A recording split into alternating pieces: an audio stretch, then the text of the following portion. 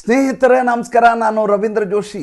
ಎರಡು ವಿಚಾರಗಳನ್ನು ಇವತ್ತು ತಮ್ಮೆದುರಿಗೆ ಪ್ರಸ್ತುತಪಡಿಸ್ತಾ ಇದ್ದೇನೆ. ಒಂದು, ಜೈಲಿನಲ್ಲಿರುವಂಥ ಅಡಿಯಾಲ ಜೈಲಿನಲ್ಲಿರುವಂಥ ಮಾಜಿ ಪಾಕ್ ಪ್ರಧಾನಿಯಾದಂಥ ಇಮ್ರಾನ್ ಖಾನ್ ಅವರ ಆರೋಗ್ಯ ಬದುಕಿದ್ದಾರೋ ಇಲ್ಲವೋ ಅನ್ನುವಂಥ ವಿಚಾರ. ಎರಡನೇದು, ಹಿತೋಭ್ರಷ್ಟ ತಥೋಭ್ರಷ್ಟ ಆಗಿರುವಂಥ ಅಲ್ಲಿಯ ಸೇನಾ ಜನರಲ್, ಈಗ ಫೀಲ್ಡ್ ಮಾರ್ಷಲ್ ಆಸಿಮ್ ಮುನೀರ್ನ ಪರಿಸ್ಥಿತಿ. ಇದರ ಕುರಿತಾಗಿ ಇವತ್ತು ಮಾತಾಡ್ತಾ ಇದ್ದೇನೆ. ಸ್ನೇಹಿತರೆ, ಜಗತ್ತಿನಲ್ಲಿ ಎಲ್ಲ ರಾಷ್ಟ್ರಕ್ಕೂ ಒಂದು ಸೈನ್ಯ ಅಂತ ಇರುತ್ತೆ. ಆದರೆ ಪಾಕಿಸ್ತಾನದಲ್ಲಿ ಮಾತ್ರ ಇದರ ತದ್ವಿರುದ್ಧವಾದದ್ದು. ಏನಪ್ಪ ಅಂದರೆ, ಅಲ್ಲಿಯ ಸೈನ್ಯಕ್ಕೆ ಒಂದು ಸರ್ಕಾರ ಇದೆ. ಅಂದರೆ ಸೈನ್ಯ ಹೇಗೆ ಹೇಳುತ್ತೋ ಹಾಗೆ ಅಲ್ಲಿಯ ಪಾಕಿಸ್ತಾನದ ಸರ್ಕಾರ ಕೇಳುತ್ತೆ. ಆ ರೀತಿಯಾದ ವಿದ್ಯಮಾನಗಳು ಇಷ್ಟು ದಿವಸ ನಡೀತಾ ಇದ್ವು. ಜಗತ್ತೇ ನಿಬ್ಬೆರಗಾಗುವ ಹಾಗೆ, ಬೆಚ್ಚಿ ಬೀಳುವ ಹಾಗೆ ಅಲ್ಲಿ ಸಂವಿಧಾನದ ತಿದ್ದುಪಡಿಯಾಗತ್ತೆ. 27ನೇ ವಿಧಿಯನ್ನು ತಿದ್ದುಪಡಿ ಮಾಡಲಾಗತ್ತೆ. ಸಂಪೂರ್ಣವಾದಂಥ ಪರಮಾಧಿಕಾರವನ್ನು ಅಲ್ಲಿಯ ಸೇನಾ ಜನರಲ್ಲಿ ಕೊಡಲಾಗತ್ತೆ.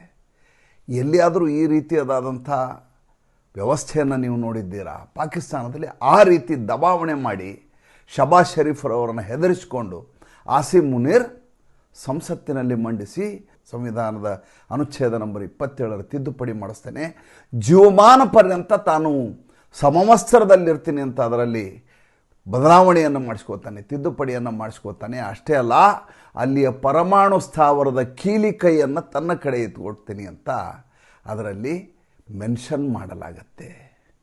ಎಲ್ಲಿಯಾದರೂ ಈ ರೀತಿ ಕೇಳಿದ್ದೀರಾ? ಇದು ಒಂದು ಕಡೆ.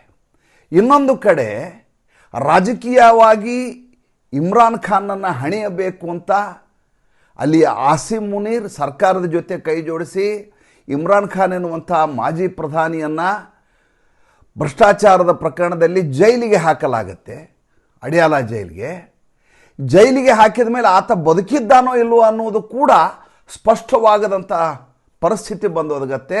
ಅತ್ಯಂತ ಜನಪ್ರಿಯವಾದಂಥ ಆತ ಮತ್ತು ಆತನ ಪಕ್ಷ ಚುನಾವಣೆಯಲ್ಲಿ ಸ್ಪರ್ಧಿಸಲಾರದ ಹಾಗೆ ಅದನ್ನು ಅಸಂವಿಧಾನಿಕವಾದ ಪಕ್ಷ ಅಂತ ತೀರ್ಮಾನ ಮಾಡಲಾಗತ್ತೆ, ತೀರ್ಪನ್ನು ಕೊಡಲಾಗತ್ತೆ ಅಲ್ಲಿಯ ಸುಪ್ರೀಂ ಕೋರ್ಟು.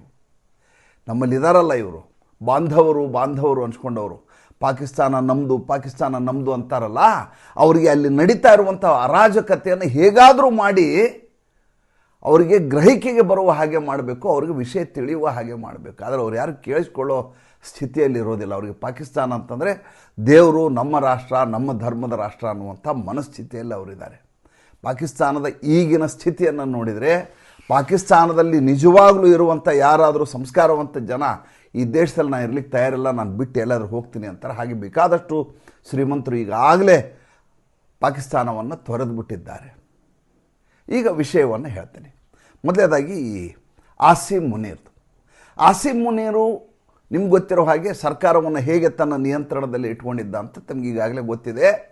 ಆಪರೇಷನ್ ಸಿಂಧೂರ್ ಆಗಿ ಅಲ್ಲಿಯ 11 ಏರ್ ಬೇಸ್ಗಳನ್ನು ಸರ್ವನಾಶ ಮಾಡಿದ ಭಾರತ ಮಾಡಿದ ಮೇಲೆ ಈತ ಬಡ್ತಿಯನ್ನು ಪಡಿತಾನೆ. ಶಬಾಜ್ ಶರೀಫ್ ಅನ್ನುವಂಥ ಪ್ರಧಾನಿಯ ಮೂಲಕ ಆಸಿಮ್ ಮುನೀರ್ ಸೇನಾ ಜನರಲ್ ಬಡ್ತಿಯನ್ನು ಪಡೆದು ಫೀಲ್ಡ್ ಮಾರ್ಷಲ್ ಅಂತ ಹುದ್ದೆಯನ್ನು ಸೃಷ್ಟಿ ಮಾಡಿಸ್ಕೋತಾನೆ.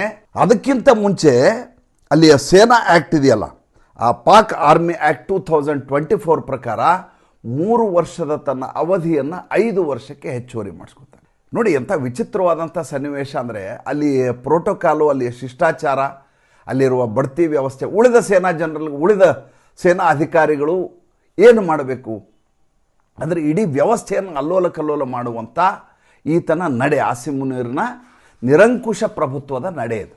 ಹಾಗೆ 3 ವರ್ಷದಿಂದ 5 ವರ್ಷ ಮಾಡ್ಕೋತಾನೆ, ಫೀಲ್ಡ್ ಮಾರ್ಷಲ್ ಅಂತ ಆಗ್ತಾನೆ. ಅದಾದಮೇಲೆ ಆತನ ಆಸೆ ಮುಗಿಯೋದಿಲ್ಲ. ಆತ ಹೇಳ್ತಾನೆ, ನನ್ನನ್ನು 3ಕ್ಕೂ CDF ಅಂತೇನು ಹೇಳ್ತಾರಲ್ಲ, ಚೀಫ್ ಆಫ್ ಡಿಫೆನ್ಸ್ ಫೋರ್ಸಸ್ ಅಂತ, ಚೀಫ್ ಆಫ್ ಡಿಫೆನ್ಸ್ ಫೋರ್ಸ್ ಮಾಡಿ ನನ್ನ ಕೈ ಕೆಳಗೆ ಭೂಸೇನೆ, ಜಲಸೇನೆ, ವಾಯುಸೇನೆ ಬರಬೇಕು, ಅದಕ್ಕೆ ನಾನು ದಂಡನಾಯಕನಾಗಬೇಕು, ಚೀಫ್ ಆಗಬೇಕು ಅಂತ ಈತನ ಮೇಲೆ ದಬಾವಣೆಯನ್ನು ಹಾಕ್ತಾನೆ ಶಹಬಾಜ್ ಶರೀಫ್ ಮೇಲೆ.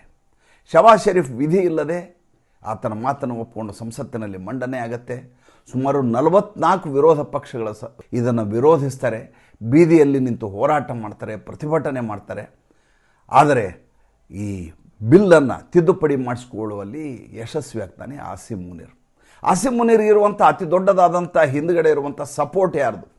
ಸಪೋರ್ಟ್ ಅಗೇನ್ ಯು ಎಸ್ನ ಪ್ರೆಸಿಡೆಂಟ್ ಆಗಿರುವಂಥ ಡೊನಾಲ್ಡ್ ಟ್ರಂಪ್ ಯಾವಾಗ ಆಸಿಮ್ ಮುನೀರ್ ಅಮೇರಿಕಾಗೆ ಶ್ವೇತಭವನಕ್ಕೆಲ್ಲ ಹೋಗ್ತಿರ್ತಾನೋ ಹೋದಾಗಲೆಲ್ಲ ವಿದೇಶಾಂಗ ಸಚಿವರನ್ನು ಹೊರಗಡೆ ಕೂಡಿಸಿ ಈತನನ್ನು ಒಳಗೆ ಕೂಡಿಸಿಕೊಂಡು ಆತನಿಗೆ ಇನ್ನಿಲ್ಲದ ಹಾಗೆ ಕುಮ್ಮಕ್ಕನ್ನು ಕೊಡ್ತಾ ಇರ್ತಾನೆ. ತನಗೆ ಹೇಗೆ ಬೇಕೋ ಹಾಗೆ ಆತನನ್ನು ಆಟ ಆಡಿಸ್ತಾ ಇರ್ತಾನೆ.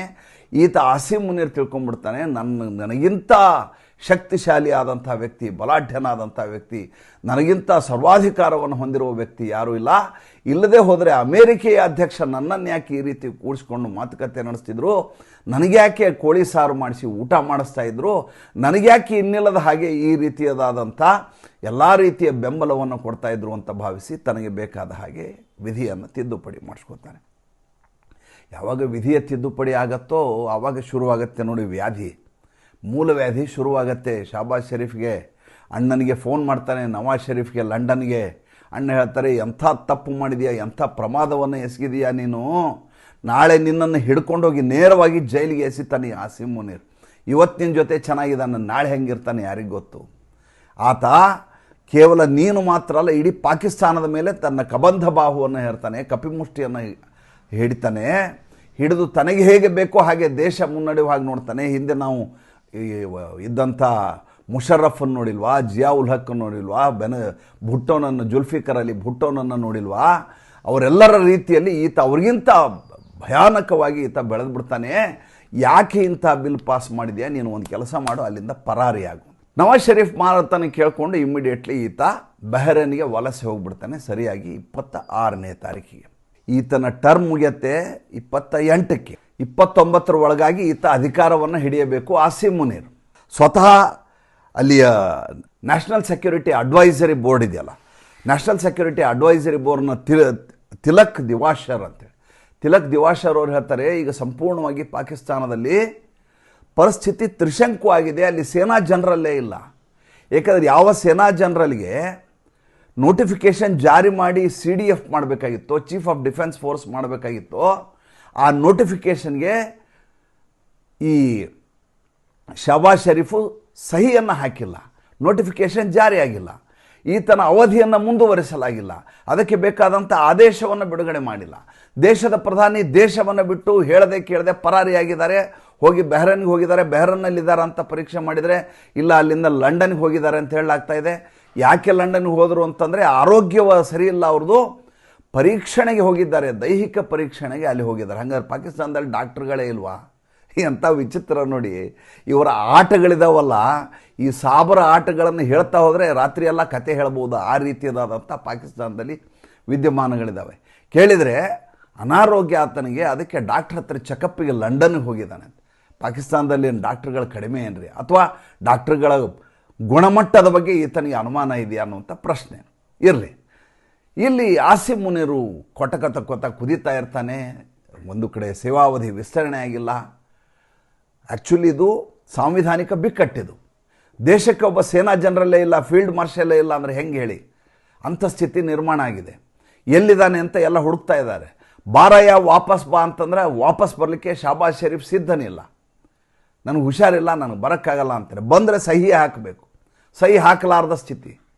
ಆ ಕಡೆ ನೋಡಿದರೆ ಪಾಕಿಸ್ತಾನದಲ್ಲಿ ಎಲ್ಲ ಕಡೆ ಜನ PTI ಅನ್ನುವಂಥ ಪಕ್ಷ ಇಮ್ರಾನ್ ಖಾನ್ದು, ಅದು ಕಳೆದ 15 ದಿವಸದಿಂದ ಭಾಳ ದೊಡ್ಡದಾದಂಥ ವಿದ್ಯಮಾನ ಏನಪ್ಪ ಅಂತಂದರೆ, ಉಲ್ಬಣಗೊಂಡಿರುವಂಥ ವಿಚಾರ ಏನಪ್ಪ ಅಂದರೆ, ಇಮ್ರಾನ್ ಖಾನ್ ಅವರು ಹತರಾಗಿದ್ದಾರೆ, ಅವರನ್ನು ಹತ್ಯೆ ಮಾಡಲಾಗಿದೆ, ಅವರನ್ನು ಜೈಲಿನಲ್ಲಿಯೇ ಸಾಯಿಸಲಾಗಿದೆ ಅನ್ನುವಂಥ ವಿದ್ಯಮಾನ ಎಲ್ಲ ಕಡೆ ಪ್ರಪಗಾಂಡ ಇನ್ನಿಲ್ಲದ ಹಾಗೆ ಹರಡಿ ಜನ ಬೀದಿಗಿಳಿತಾರೆ. PTI ಅನ್ನುವಂಥ ಆತನ ಪಕ್ಷದ ಕಾರ್ಯಕರ್ತರು ಬೀದಿಗಿಳಿದು ಕಂಡ ಕಡೆ ಬೆಂಕಿ ಹಚ್ಚಲಿಕ್ಕೆ ಶುರು ಮಾಡಿದ್ದಾರೆ. ಅವ್ರು ಹೇಳೋದು ಒಂದೇ, ಎಲ್ಲಿದ್ದಾರೆ ಇಮ್ರಾನ್ ಖಾನ್ನ ಹೊರಗಡೆ ತೋರಿಸಿ, ಆತ ಬದುಕಿಲ್ಲ ಅಂತ ನಮಗೆ ಅನುಮಾನ ಇದೆ. ಬದುಕಿದ್ದೇ ಆದರೆ ಆತನೊಂದೊಂದು ಸಂದರ್ಶನವನ್ನು ಹೊರಗಡೆ ತೋರಿಸಿ ಆತನನ್ನು ಹೊರಗಡೆ ಬಹಿರಂಗವಾಗಿ ಆತ ಕಾಣಿಸ್ಬೇಕು, ಮಾತಾಡಬೇಕು ನಮಗೆ. ಇಲ್ಲದೆ ಹೋದರೆ ನಾವು ಇಡೀ ಪಾಕಿಸ್ತಾನಕ್ಕೆ ಬೆಂಕಿ ಹಚ್ತೀವಿ ಅಂತ ಓಡಾಡಲಿಕ್ಕೆ ಶುರು ಮಾಡ್ತಾರೆ. ಆತನ ಇಬ್ಬರು ಸೋದರಿಯರು ಸರ್ಕಾರಕ್ಕೆ ಮೊರೆ ಇಡ್ತಾರೆ, ಹೇಗಾದರೂ ಮಾಡಿ ನನ್ನ ಸೋದರನನ್ನು ತೋರಿಸಿ, ನೀವು ಮಾಡ್ತಾ ಇರೋದು ನೋಡಿದರೆ ನಮ್ಗೆ ಯಾಕೋ ಅನುಮಾನ ಇದೆ, ಆತ ಬದುಕಿಲ್ಲ ಅಂತ ಅನಿಸ್ತಾ ಇದೆ. ಏಕೆಂದರೆ ಹಿಂದೆ ಕೂಡ ಆತನ ಮೇಲೆ ಇನ್ನಿಲ್ಲದ ಹಾಗೆ ಪ್ರಹಾರಗಳು ನಡೆದವೆ, ದೌರ್ಜನ್ಯ ನಡೆದಿದ್ದಾವೆ. ಅದಕ್ಕೆ ಸ್ವತಃ ಇಮ್ರಾನ್ ಖಾನೇ ಒಂದು ಸಲ ಸ್ಟೇಟ್ಮೆಂಟ್ ಕೊಟ್ಟಿದ್ದಾರೆ. ಆದ್ದರಿಂದ ನಮ್ಗೆ ತೋರಿಸಿ. ಮೊನ್ನೆ ಮಂಗಳವಾರ ದಿವಸ ಉಜ್ಮಾ ಖಾನಮ್ ಅಂತ ಆತನ ಸೋದರಿಗೆ ಇಮ್ರಾನ್ ಖಾನನ್ನು ಭೇಟಿಯಾಗಲಿಕ್ಕೆ ಅವಕಾಶವನ್ನು ಕಲ್ಪಿಸಿಕೊಡಲಾಗುತ್ತೆ. ಉಜ್ಮಾ ಖಾನಂ ಮತ್ತು ಆಕೆಯ ವಕೀಲ ಇಬ್ಬರು ಹೋಗಿ ಈ ಅಡಿಯಾಲ ಜೈಲಿನಲ್ಲಿ ಹೋಗಿ ಇಮ್ರಾನ್ ಖಾನನ್ನು ಭೇಟಿ ಆಗ್ತಾರೆ. ಇಮ್ರಾನ್ ಖಾನ್ ಹೇಳ್ತಾರೆ, ನನ್ನ ಪರಿಸ್ಥಿತಿ ಚಿಂತಾಜನಕವಾಗಿದೆ, ಪ್ರತಿ ಕ್ಷಣ ಮಾನಸಿಕವಾಗಿ ದೈಹಿಕವಾಗಿ ನನ್ನನ್ನು ಜರ್ಜರಿತಗೊಳಿಸುವಂಥ ಪ್ರಕ್ರಿಯೆಗಳಲ್ಲಿ ನಡೀತಾ ಇದ್ದಾವೆ, ನಾನು ಬದುಕಲಾರೆ, ಆ ಸ್ಥಿತಿಗೆ ನನ್ನ ತಂದೆ ನಿಲ್ಲಿಸಲಾಗಿದೆ, ಹೇಗಾದರೂ ಮಾಡಿ ಇಲ್ಲಿಂದ ಹೊರಗಡೆ ಕರ್ಕೊಂಬ ಅಂತ. ಉಜ್ಮಾ ಖಾನ್ ಹೊರಗಡೆ ಬಂದು ಹೇಳಿಕೆಯನ್ನು ಕೊಡ್ತಾ, ಇಲ್ಲ ಇಮ್ರಾನ್ ಖಾನ್ ಬದುಕಿದ್ದಾರೆ, ಪಾಕಿಸ್ತಾನಕ್ಕೆ ಬೆಂಕಿ ಹಚ್ಚಬೇಡಿ, ಅವರ ಆರೋಗ್ಯದ ಸ್ಥಿತಿ ಕಳವಳಕಾರಿಯಾಗಿದೆ, ಅವರಿಗೆ ಸೂಕ್ತವಾದಂಥ ಶುಶ್ರೂಷೆಯ ಅಗತ್ಯವಿದೆ ಅಂತ ಹೇಳಿಕೆ ಕೊಟ್ಟ ಮೇಲೆ ಈ PTI ಅನ್ನುವಂಥ ಆತನ ಪಕ್ಷ ಏನಿದೆ ಅದು ಸ್ವಲ್ಪ ಸಮಾಧಾನಗೊಳ್ಳುತ್ತೆ. ಈ ಕಡೆ ಕೊತ್ತ ಕುದೀತಾ ಇರುವಂಥ ಆಸಿಮ್ ಮುನೀರು ಕಂಡ ಕಡೆ ಶಹಬಾಜ್ ಶರೀಫನನ್ನು ಹೇಗಾದರೂ ಮಾಡಿ ಹಿಡಿದು ಸಹಿ ಹಾಕ್ಸ್ಕೊಂಡು ನೋಟಿಫಿಕೇಷನ್ ಜಾರಿ ಮಾಡಿಸ್ಬೇಕು ಅಂತ ಪ್ರಯತ್ನ ಮಾಡ್ತಾ ಇದ್ದಾರೆ. ಆತ ಈ ಕ್ಷಣದವರೆಗೂ ಇನ್ನೂ ಪಾಕಿಸ್ತಾನಕ್ಕೆ ವಾಪಸ್ ಬಂದಿಲ್ಲ. ಬಂದಾದ ಮೇಲೆ ಏನಾಗುತ್ತೆ ಮತ್ತೆ ಮುಂದಿನ ಸಂಚಿಕೆಯಲ್ಲಿ ಹೇಳ್ತೀನಿ.